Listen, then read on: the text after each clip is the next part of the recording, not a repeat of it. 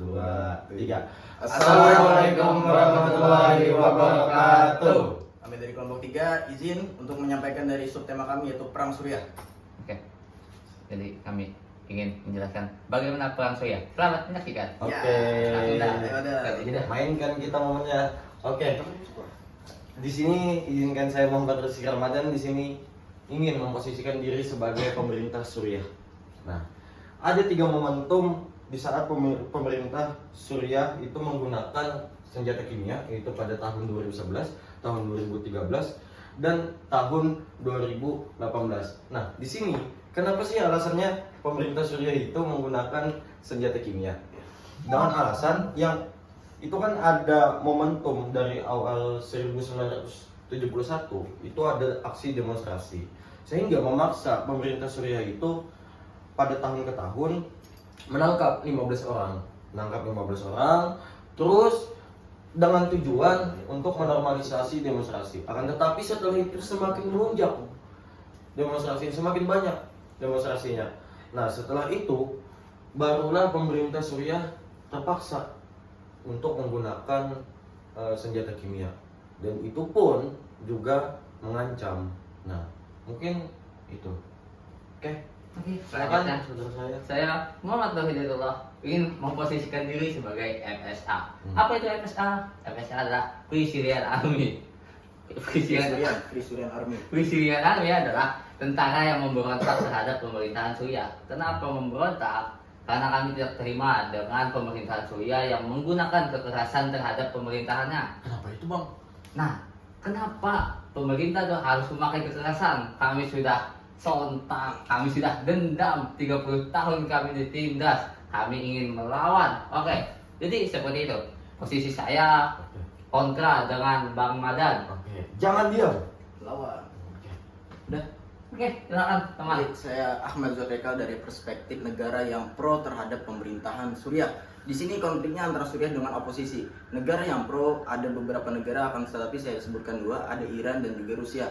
Kenapa Iran bisa pro dengan negara Suriah? Melihat dari pertikaian ini, Iran merasa bahwasanya mereka mempunyai persaudaraan antar negara. Mereka bisa dibilang sebagai sekutu. Kedua, Iran juga mempunyai hubungan yang sangat baik tadi dengan Suriah, dan juga dia ingin menunjukkan kekuatan bahwasanya Iran ini adalah salah satu negara yang berpower di Timur Tengah. Negara kedua, Rusia, itu ikut serta dikarenakan adanya hubungan bilateral yang baik dengan Suriah. Selain dari ada hubungan bilateral yang baik, mereka pun juga mempunyai kerjasama antara negara satu dengan negara lainnya, itu di mana Suriah dengan juga Rusia. Alasan kedua bahwasanya menunjukkan kedikdayaan ataupun power yang sangat baik dari Rusia sebagai negara dikdaya yang ada di negara. Mungkin itu saja. Oke, mungkin ini bisa masuk teman kita. Ya, silakan. Nah, Oke. ya, perlahan sini saya akan memposisikan saya sebagai yang counter dengan Suriah. Sini saya akan ambil contoh yaitu Amerika Serikat. Kenapa Amerika Serikat counter? Salah satunya adalah organisasi yang bernama ISIS. Dia ingin membubarkan atau memusnahkan organisasi. Yang kedua itu adalah di mana Rusia ikut bergabung ke dalam perang konflik ini dan pro terhadap Suriah. Maka di sini saya sebagai Amerika Serikat ingin memusnahkan Rusia, atau salah satunya itu musuh terbesar kami. Baik, selanjutnya kepada Bima. Baik, saya Andreas Bima Putra memposisikan diri sebagai organisasi yang bernama OPCW, yang mana organisasi ini bertujuan untuk mencegah daripada penggunaan senjata kimia. Dan pada tahun 2013 Suriah melakukan perjanjian CWC. Tapi ketika di tahun 2016 Suriah melakukan penghancuran senjata kimia. Nah, dari perang ini sudah bisa dilihat bahwasanya Suriah ini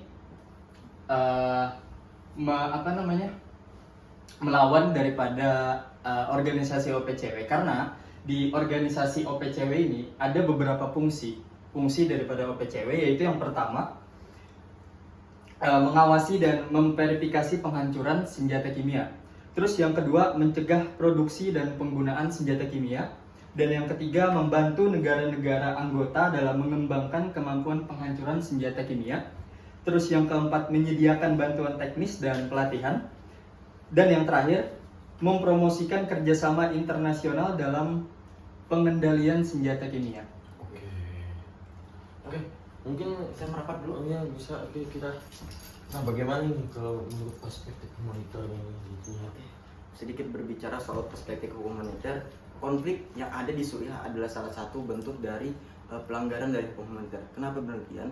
Karena adanya indikasi dari penggunaan senjata kimia. Kedua, Karena adanya kekerasan terhadap masyarakat sipil yang harusnya itu tuh haknya dilindungi oleh pemerintah.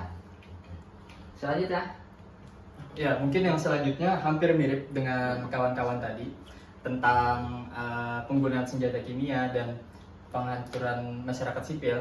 Dan bisa dilihat juga ada dampak. Ya mungkin sama aja kalau dari aku menilainya. Hukum humaniter ini bertentangan. Dan perang Suriah ini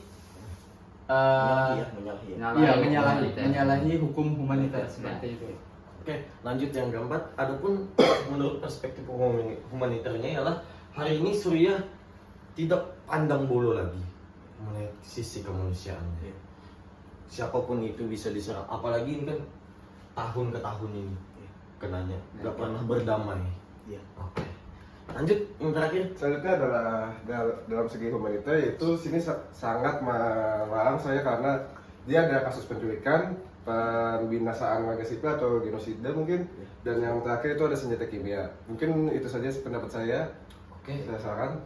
kita closing statement aja. kali ya. closing statement. Oke, nanti kami akan berikan satu kata dari saya. Suriah melanggar dari hukum humaniter, cuman itu yang terjadi dalam perang. Satu kalimat. Oke. Oke. satu kata dari saya, Suriah jahat. Ya. Satu kalimat. Kata-kata. Oke, itu satu kalimat. Oke. Satu kata dari saya, humaniter harus dikembangkan dan diketahui oleh Suriah. Satu kata dari saya, jangan sakiti warga sipil. Satu kata dari saya, masyarakat, mari jangan diam, lawan. Assalamualaikum warahmatullahi Wabarakatuh. wabarakatuh. Dadah.